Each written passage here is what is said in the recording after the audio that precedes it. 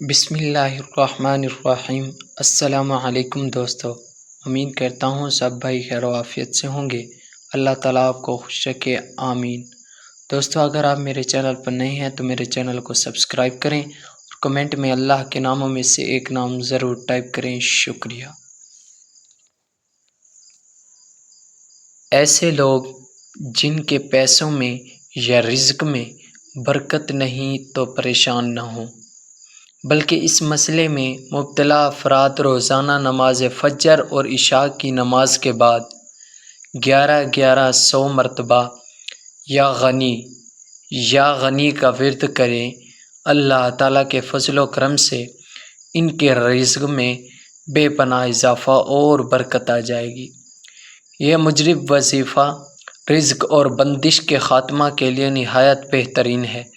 کوئی بھی دکاندار اور تاجر دفتر کھولنے سے پہلے 70 مرتبہ یا غنی پڑھے گا تو انشاءاللہ اللہ پاک کاروبار میں برکت اور رزق میں اضافہ ہوگا اور کبھی بھی کسی نقصان کا خوف نہیں رہے گا۔ جمعرات اور جمعہ کی شب اس اسم مبارک یا غنی کو 19,000 مرتبہ پڑھنے اور عمل کو جاری رکھنے سے انسان کو غیب سے دولت ملتی ہے اور بہت جلد کاروبار میں ترقی ہوگی اور رزق حلال کہاں سے آئے گا کہ عقل دنگ رہ جائے گی۔ جمعہ کے دن قبولیت کی گھڑی کے بارے میں تفصیل گفتگو اور دعا کے لیے آخری سجدہ کو لمبا کرنے کا حکم میں ہر جمعہ کو غروب آفتاب سے قبل جس کے بارے میں قبولیت کی گھڑی ہونے کی توقع کی جا سکتی ہے، مسجد میں جان بوجھ کر داخل ہوتا ہوں اور اللہ کے لیے 2 رکعت نماز تحیۃ المسجد عطا کرتا ہوں، پھر دوسری رکعت کے آخری سجدہ کو غروب آفتاب تک لمبا کرتا ہوں اور اس دوران سجدے کی حالت میں دعا ہی کرتا رہتا ہوں یہاں تک کہ مغرب کی اذان ہو جاتی ہے، کیونکہ جمعہ کے دن آخری لمحات میں قبولیت کی گھڑی پانے کا اچھا موقع ہوتا ہے اور قبولیت کے امکانات مزید روشن کرنے میں سجدے میں دعا مانگتا ہوں۔ اور بعض اوقات کسی سبھی نماز کا وقت نہ ہو یا نفل نماز کے لیے ممنوع وقت ہو تو میں جان بوجھ کر ایسی صورت کی تلاوت کرتا ہوں جس میں سجدہ تلاوت ہو، تو تب بھی میں اتنا لمبا سجدہ کرتا ہوں کہ جمعہ کے دن مغرب کی اذان ہو جائے۔ ایک دن میں ایسے ہی کر رہا تھا کہ ایک آدمی نے آ کر میرے ذہن میں اس عمل کے بارے میں شکوک و شبہات پیدا کر دیے اور اس عمل کے بارے میں بدعت ہونے کا بھی اندیہ دے دیا۔ تو کیا میرا یہ عمل بدعت ہے؟ حالانکہ میری نیت یہی ہے کہ جمعہ کے دن آخری لمحات میں قبولیت کی گھڑی تلاش کی جائے اور میں سجدے کی حالت میں اللہ سے دعا مانگوں، تو اس طرح قبولیت کے لیے 2 امکانات ہوں گے۔ اس عمل کے لیے میری نیت یہ ہے کہ قبولیت کی گھڑی تلاش کروں۔ علماء کرام نے جمعہ کے دن قبولیت کی گھڑی کو متعین کرنے کے لیے متعدد اور مختلف آراء دی ہیں۔ ان تمام آراء میں دلائل کے اعتبار سے ٹھوس 2 اقوال ہیں۔ نمبر 1، یہ گھڑی جمعہ کی اذان سے لے کر نماز مکمل ہونے تک ہے۔ نمبر 2، عصر کے بعد سے لے کر سورج غروب ہونے تک ہے۔ ان دونوں اقوال کے بارے میں احادیث میں دلائل موجود ہیں اور متعدد اہل علم بھی ان کے قائل ہیں۔ پہلے قول کی دلیل ابو موسیٰ شعراء رضی اللہ عنہ کی حدیث میں ہے کہ وہ کہتے ہیں کہ میں نے رسول اللہ صلی اللہ علیہ وسلم کو جمعہ کے دن قبولیت کی گھڑی کے بارے میں کہتے ہوئے سنا۔ یہ گھڑی امام کے بیٹھنے سے لے کر نماز مکمل ہونے تک ہے۔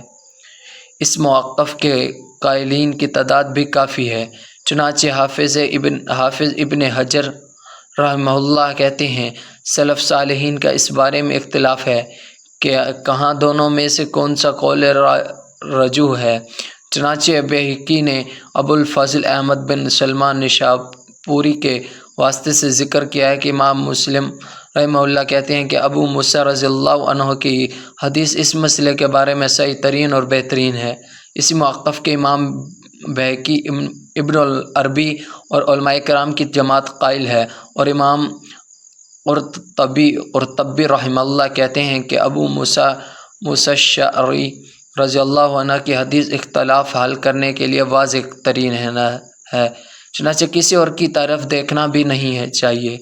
और इमाम नवी रहमतुल्लाह अलैह कहते हैं कि यही मौक़िफ़ सही है, बल्कि दुरुस्त भी यही है। इमाम नववी ने अपनी किताब अल रोज़ा में ठोस लफ्ज़ों में इसी को दुरुस्त करार दिया है और उन्होंने इस हदीस को मरफ़ू और सरीह करार दिया है। यह भी कहा है कि रिवायत सही मुस्लिम की है।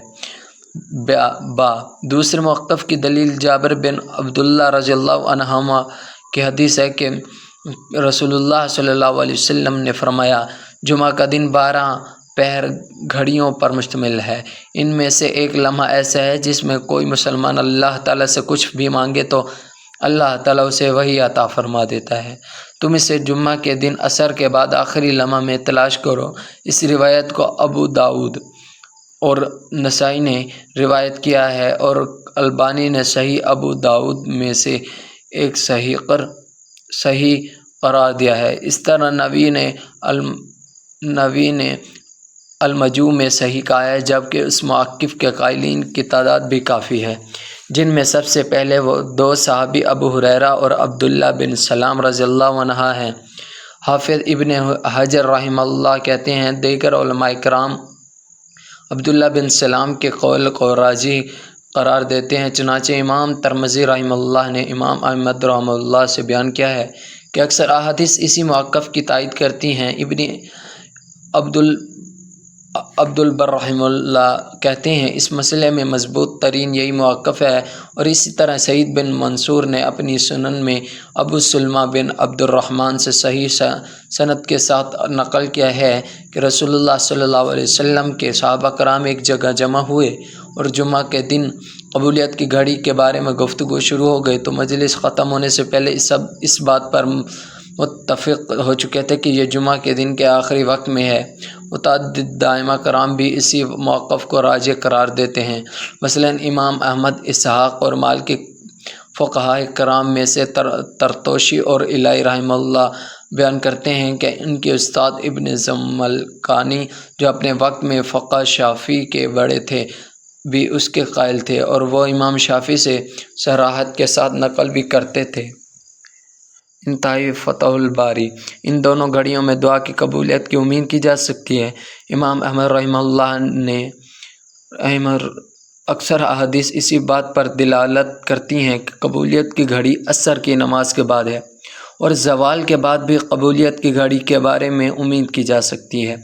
इस कौल को इमाम तिरमिज़ी ने उनसे नक़ल किया है। इब्न क़य्यम रहमतुल्लाह कहते हैं, मेरे नज़दीक ये है कि नमाज का वक्त ऐसी घड़ी है जिसमें कबूलियत की उम्मीद की जा सकती है। चुनांचे ये दोनों असर के बाद और जुमा की नमाज का वक्त कबूलियत के औक़ात हैं। अगरचे असर के बाद के औक़ात उस एतबार से ख़ुसूसियत हासिल है कि ये घड़ी आगे पीछे नहीं होगी, जबकि नमाज की घड़ी नमाज के साथ मुंसलिक है, तो नमाज के आगे पीछे अदा करने से इस घड़ी का वक्त भी तब्दील होगा। क्योंकि मुसलमानों के एक जगह जमा होकर और इकट्ठे खुशू ख़ुज़ू हो के साथ अल्लाह की जानिब रुजू करते हुए नमाज अदा करने की भी एक तासीर है। चुनांचे मुसलमानों का यकजा जमा होना भी एक ऐसी घड़ी है जिसमें कबूलियत की उम्मीद की जा सकती है। चुनांचे इस तफसील के साथ तमाम अहादीस का मतलब एक हो सकता है कि नबी सल्लल्लाहु अलैहि वसल्लम ने अपनी उम्मत को इन दोनों औक़ात में दुआ करने की तरग़ीब दिलाई है। वीडियो अच्छी लगे तो चैनल को सब्सक्राइब और कमेंट में अल्लाह के नाम में